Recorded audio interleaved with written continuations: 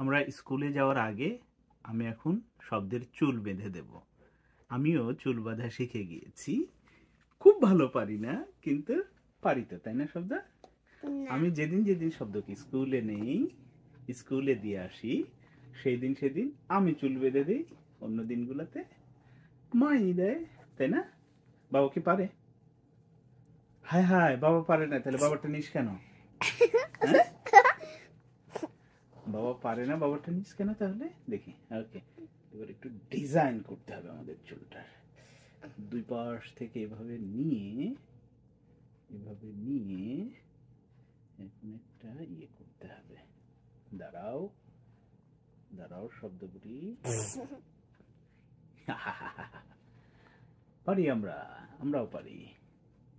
এই যে একটা ব্যান্ড দিয়ে এখন বেঁধে দিচ্ছি।